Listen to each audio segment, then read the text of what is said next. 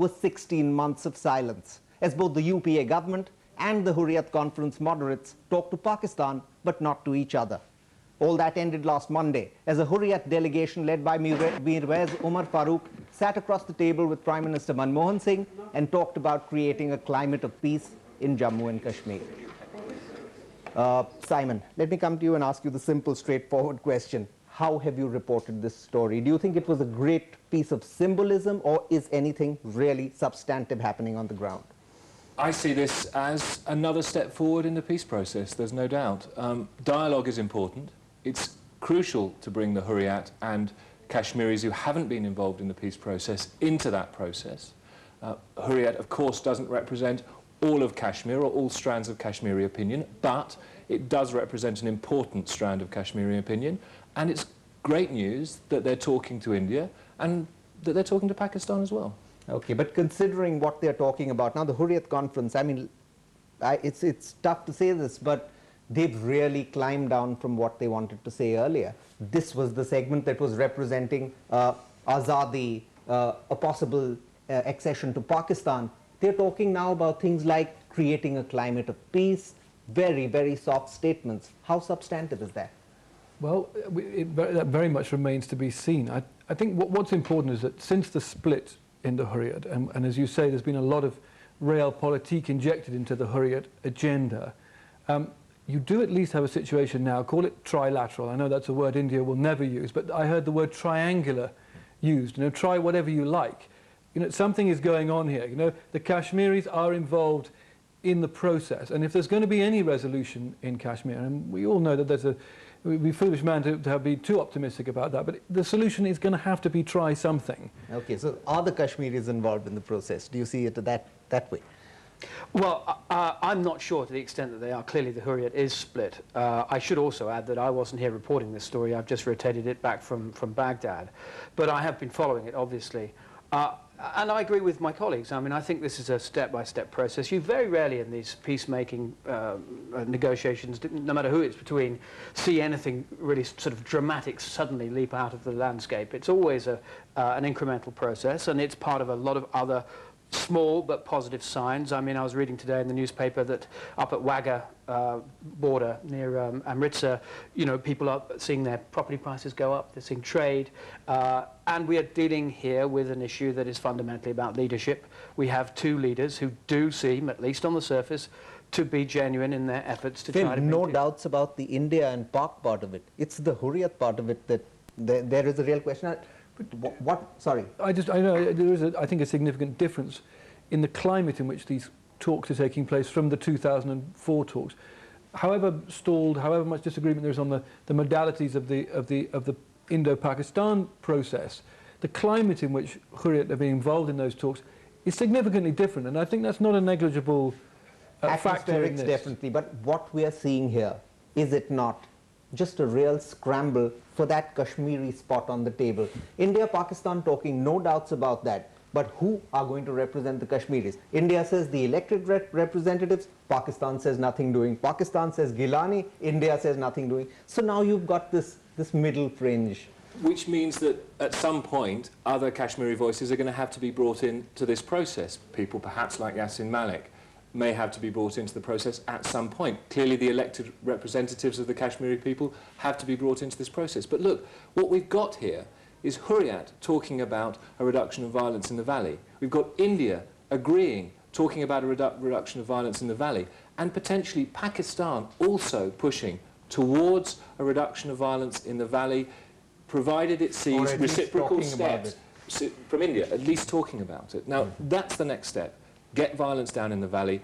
I think in Hurriyat there is someone that both sides, or at least Mirwaiz Umar Farooq, that both sides feel they can talk to, feel they can do business with, a man who himself has experience of what guns can do badly to his own family. So. Okay, well, what about people like, say, the JKLF's Yasin Malik? Now, many people would argue that he represents a far more genuine strand of Kashmiri opinion than, say, the Hurriyat does. I mean, real Kashmiri Azadi. Now, the Mirwaiz has said that let the dialogue start. I have no objection to other groups also joining it. But for now, these groups are out.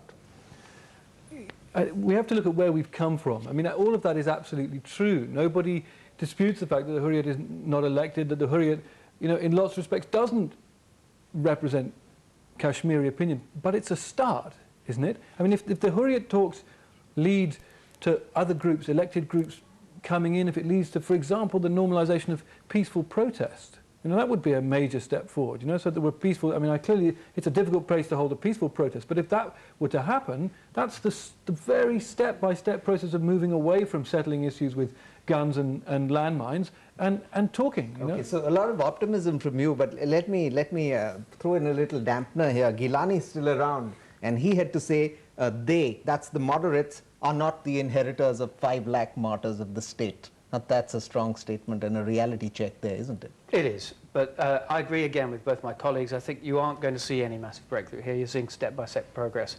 And you have to, in these situations, I mean, let's not forget the tragedy of Kashmir and the enormous number of lives lost. You do, I mean, and you, to be honest, you don't often hear journalists daring to be optimistic. It's not normally our sort of default setting. Yeah. But, and you're quite right to throw in a reality check on this issue, but nonetheless, I do think it is a small but significant development, and we're seeing that in the larger context of the Pakistan-Indian peace process as well, which is a good thing in a world which is not, where peace is not, you know, that widespread. Well, you know, even I'm getting affected by all this optimism, but let me throw in one more reality check here. That was the state government. The day after the talks, they go and arrest Asiya Andrabi, and an immediate reaction from the Mirwais over there. He reacted immediately to that state government. He said they're trying to scuttle the talks. Sure, but that's happened. That's one day of politics. I think the bigger picture, as we've been saying, is progress, and I think that little row will probably calm down over and there'll probably be more. I mean, there usually are in these kind of situations. Everybody's playing, people are playing politics, and as you say, there is also a struggle within Kashmir to represent the Kashmiri people. So you're going to see a lot of bumps on the road as they get brought into the process. I covered the Northern Ireland process pretty thoroughly, and I can tell you things happened 6 months down the line which people like us sitting around in studios would have laughed about, you know. I mean, there was the cycle of bitterness, the cycle of resentment between state security forces, between... And when it happened, it suddenly happened. Yeah. Okay, we'll take a quick break here. So, Mirwais Umar Farooq stressed upon finding some space for Kashmiris in the talks for resolution of the issue, but finding that space for Kashmiris could be easier than finding who will represent Kashmir. A short break, and then what's the Hurriyat saying, and what does it really mean?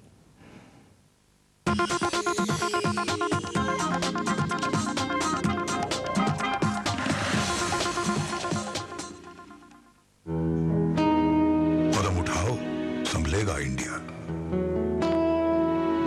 कदम उठाओ ताकि खून में हरकत हो, ताकि हाथ पर हाथ रख बैठना हमारी आदत न बन जाए, ताकि हमारी कमजोरियां हमारी बैसाखी न बन जाएं। कदम उठाओ ताकि हमारा देश विश्व के साथ कदम मिला सके, ताकि आने वाली नस्ल कहीं चलना ना भूल जाए, क्योंकि रुक जाने के अगर बहाने बहुत हैं तो चलते रहने की वजह भी कम नहीं। कदम उठाओ, क्योंकि जब एक कदम उठेगा तभी हजारों उठेंगे। एक स्थिर देश चाहते हैं हम, इसलिए सच दिखाते हैं हम। शुरुआत तो करो, बदलेगा इंडिया। NDTV इंडिया, खबर वही जो सच दिखाए।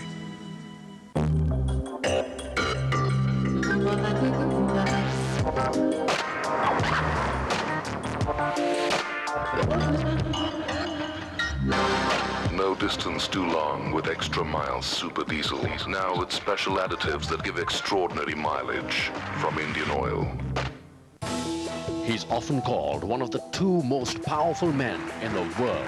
And for us, he takes the time to answer the questions of some very young Indians. The allegations that there really weren't no weapons of mass destruction in Iraq. The 2 things we know is that Saddam had WMD and that we haven't found it.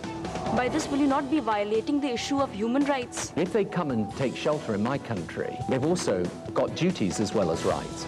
An NDTV exclusive. Is there an issue of national pride involved here that you are subverting by doing sort of whatever America does? I'm not going to apologize for our relationship with America. India Questions, Tony Blair. Bye-bye, all of you. Next Saturday night at 9:30 on NDTV 24/7.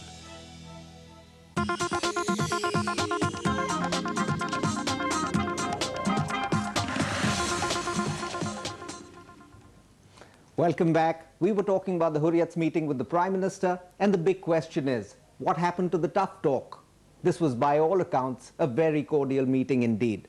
Now, let's take a look at what the Hurriyat traditionally stands for. Well, to troop reductions, human rights violations to be cut out, pull out the army from Kashmir, review the Disturbed Area Act, and in the final thing, a strong alignment to Pakistan. The way that they have climbed down from that, what is that due to? Well, I think some of the things that you've just listed there, apart from perhaps the final one, I think those would still be on the Hurriyat's agenda, wouldn't they? I mean, yes, they are talking about reduction in violence in Kashmir, and that's important. But Hurriyat is also moving with the times. Pakistan has come an awfully long way in the last few years in terms of its public position, moving away from the UN plebiscite, starting to accept that India isn't going to be redrawing boundaries. Hurriyat is also moving with the times, and I think that's a reflection of that. Well, there's very little doubt that between the Indian Prime Minister and the Pakistani President, they only have the space for a very moderate Hurriyat. Now, do you think that the Hurriyat has reconciled itself to playing that very moderate role? And if so, how is it going to maintain its links with the so-called separatist strand? I think this is, playing the game is probably the right word. This is all about choreography. You know, there will be a meeting in New York between Musharraf and Manmohan Singh. The Hurriyat I think will just feel out. You know, if they get a little something, if they get something on the prisoner releases that Manmohan was dangling in front of them, you know, they will. This happened in Northern Ireland again. You know, they will push back and forward as they can get away with their own constituency. But ultimately, they need to play the game. And I think, you know, the old agenda is no longer in the game. You know, so if they want to be in the game, they have to at least start from the position, at least publicly start with. But it's also true, and you see this in Iraq all the time, that a hardliner, by taking that soft line position to be in the game, sometimes paints himself out of the game. Which is why the Mirwais had to make the comment he did on the detentions the day after the talks, because he had to mind the right wing, if you see what I mean. They're going to have to play to that to some extent. It's going to be a very gradual process, this. I mean, there's an awful lot of mistrust still between India and the Hurriyat, between Kashmiris even, between the Kashmiris and Pakistan. So this isn't going to be rebuilt in a day. And the experience of the constituents of both the elected parties and, I mean, constituents in the broadest sense, you know, once we've seen the bustling, the ceremonial bustling, once some more of these bustlings, and once the mail starts to go, the phones start to work. I mean, certainly, I remember covering Northern Ireland where the Drum Cree riots, you know, I remember went there the one year, and the loyalists said, man the barricades, and everyone piled in. I remember going there 4 years later and saying to the taxi driver, who was a Protestant, why aren't you at Drum Cree? He said, I'm too busy making a living, you know? And looking a long way down the line, the Hurriyat will have to start to adjust its line to the ground realities, and they will, if there's to be any solution, they will have to change over time. But this the Mirwais has written a signed editorial piece actually dissociating himself from the UN resolutions. Now that's an enormous step, but I mean, you see this all the time in these peace dialogues, the maneuvering, the shuffling. Do you think that he's shuffled himself out of the picture in some way? It's difficult to tell. Frankly, it's very difficult to tell without actually being there in Kashmir to see what people have to say about that manoeuvre. But I entirely agree with these guys. Whatever posture people are taking has to be read through a very strong political filter, especially when you get into the fine detail of these maneuverings. This is no exception. And it's a very tricky game, because if you take a step which is one step too far, you will decouple yourself totally. Decouple yourself, right. And one of the things that the Indian government definitely is seeking from the Hurriyat is their association with the militant groups to get an internal ceasefire. And the more peace it talks, the less clout it's going to have with those militant groups. So what happens to the ceasefire? I mean, yeah, you're absolutely right to you know, I've seen this in civil wars before. The rebels, one faction of the rebels talks to the government, immediately the militants disown them, and you've got a new faction born who doesn't want to talk to the rebels anymore. It happens all over Africa all the time, you know. But what I think Kashmiris want, a lot of Kashmiris want, what India wants, and increasingly what Pakistan wants, is find moderate opinion and isolate the extremists. Now, That is what I think a few people are working towards now, and I think that's what people have to hope for. Okay, so that's the outlook on J&K from our foreign journalists. A short break now, and then 4 years of the war on terror. Are we all safer today?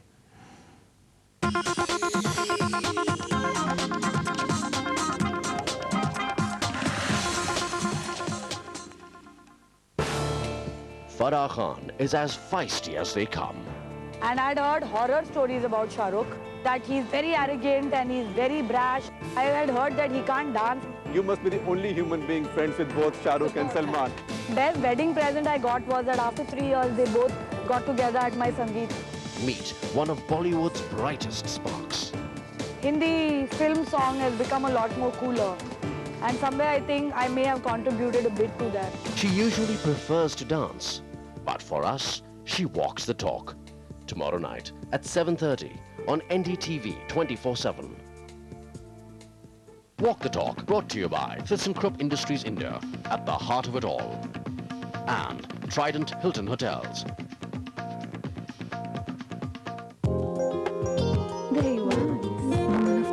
मेरी client कितनों को मशहूर बना चुकी हो, तुम कब मशहूर बनोगी? रोज ब्यूटी पार्लर जाना पड़ेगा कस्टमर बनके। तो लो ब्यूटी पार्लर। नई fair and lovely multivitamin fairness cream. इसके 4 विटामिन दे 4 पार्लर ट्रीटमेंट का असर 4 हफ्तों में ब्यूटी पार्लर जैसा निखार।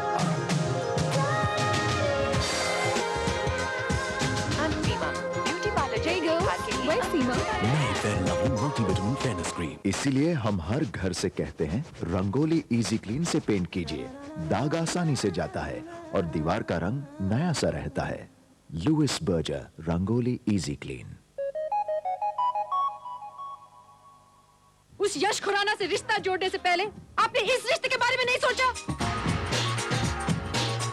आज अगर ये बच्चे तुम्हें नहीं समझना चाहते, then I'm sorry to say, they are being very selfish. प्यार में twist.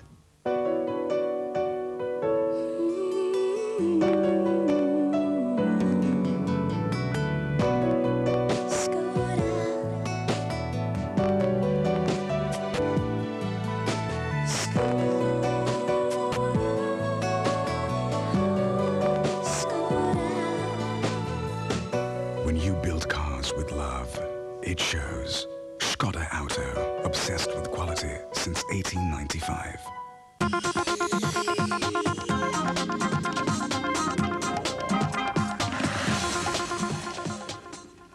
Welcome back to Foreign Correspondent. 4 years ago, the world was a very different place. That was because the two most famous towers on the Manhattan skyline were still standing. The terrorist attacks in New York pushed America into a new strategic era where you don't wait for threats to build up, but go out there and take them out. The result, Afghanistan, Iraq, and terminologies like the axis of evil and the war on terror. Phil, you've spent a lot of time in Iraq. I presume you've visited Afghanistan as well. Yes. In your opinion, at least in those two places, on the ground where the war on terror is being pursued, is it going well at all by any definition? In Iraq, it would be extremely hard to construct an argument to say that it is going well. There are hundreds of attacks every week. The capital itself is highly unstable. There is extreme sectarian tension. There are bodies turning up at the morgue. I went to the morgue in Baghdad actually recently, and there are bodies being brought in by the dozen every day, many of them the victim of mysterious assassinations, some of which the Iraqis blame on sectarianism. In the central part of Iraq, it is pretty chaotic and very dangerous. I think Afghanistan's a slightly different question. It is true that in the... Before you get onto Afghanistan, America always says it's only that little sliver in the central part of Iraq that's really bad. Northern Iraq, southern Iraq is on the mend. Would you go with that? I would agree that Kurdistan, or the Kurdish area, which the Kurds would refer to as Kurdistan, is a much safer place, and there is some degree of economic development and prosperity there. The south, no. Basra has become recently quite violent, and there are real concerns among those who are deployed down there from the international community that Islamic fundamentalists, Shia, fundamentalists are seizing control of the main organs of power, notably the police. So even that is disputed. Afghanistan, you're more optimistic about. Somewhat. I mean, you know, there are many problems facing Afghanistan, let's face it. I mean, one is the huge booming narcotics industry. There's a rise in Taliban violence and violence perpetrated by other militias, like people like Gulbuddin Hekmatyar and so on. Okay, but so it is true, generally not a good report on the war on terror. Generally, but I do think you have to distinguish between Afghanistan and Iraq. I wouldn't put them in the same pot, and I do think that if anyone who visits Kabul would see a surprisingly improved city than it was when it was under Taliban rule. Okay, now everybody says, now, you know, you don't have a strategist who didn't see this coming. With the benefit of hindsight, they all told you that you were going to go into a bad situation. What was your reading at the time when the decisions were really being made? In terms of Iraq, I can remember very clearly, because I was in Pakistan when the Iraq war was being talked about. And it seemed to me, moderate liberal opinion in Pakistan, people who were sending their children to school in America, sending their children to school in the UK, they were outraged, they were furious about this. Now these are the liberals, these are the people who would consider themselves to be friends of America. Now you think about the extremists.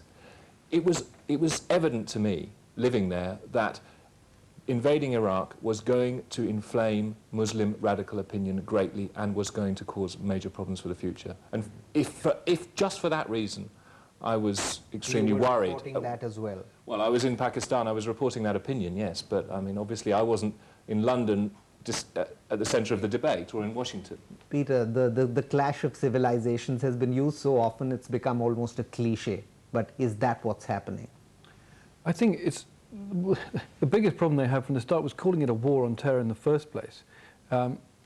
You have a situation where I think the world is now more polarized than it was, you know, and I suspect that the people that perpetrated 9/11 probably set out to make that be the case. The invasion of Iraq, even without the benefit of hindsight, was an extraordinary red herring. I mean, if the war on terror was being fought against Osama bin Laden in Afghanistan, I can see the logic of displacing the regime that was giving succor and harbour to Osama bin Laden and his cohorts. Instead, you took away from the real war on terror. An absolutely extraordinary decision, which was the people, there were a group of people who had joined the Bush administration who signed a letter asking Bush to do something about Iraq before Bush was even elected. You know, Iraq was on the agenda. But if you read Bob Woodward's book, there's a section where they all go to Camp David just after 9/11, all the principals, Condi Rice and Bush and Rumsfeld. And what do they talk about before Afghanistan? Iraq. Iraq. Okay. You know? On the 17th of March 2003, now I've still got this, Bush delivered a radio broadcast to America, giving Saddam 48 hours to leave America. Now, in that broadcast, there was a paragraph. He says, "Many Iraqis can hear me tonight in a translated radio broadcast, and I have a message for them. If we must begin a military campaign, it will be directed against the lawless men who rule your countries and not against you. As our coalition takes away their power, we will deliver the food and medicine you need, we will tear down the apparatus of terror, and we will help you to build a new Iraq that is prosperous and free. The tyrant will soon be gone. The day of your liberation is near." Sounds like a cruel joke now, doesn't it? It will to many Iraqis feel like a cruel joke, certainly to the citizens of those towns which are now in total chaos. I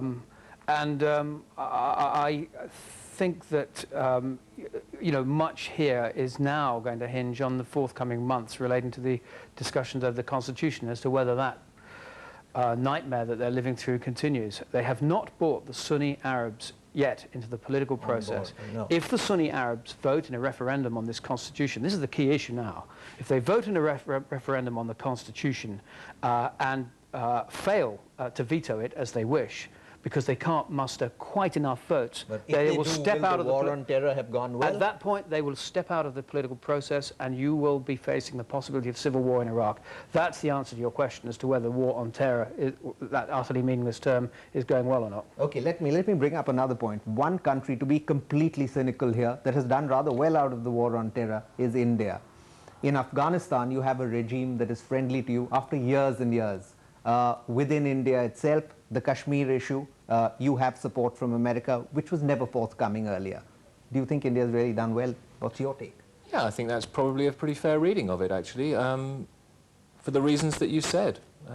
Absolutely. I mean, it's no doubt that there's been a lot more pressure on Pakistan to curb infiltration, cross-border terrorism, whatever you want to call it, since 9/11 than there was before. And I think Tony Blair expressed that to you in the clips that we saw on NDTV today. Yeah, and also, you know, as background music to the relationship, the stuff that's been going on with, I mean, it's extraordinary that India has been given effectively an opt-out, been exempted from non-proliferation treaty in order to get civilian nuclear technologies, when Iran is, you know, being beaten over the head as a signatory to the NPT for trying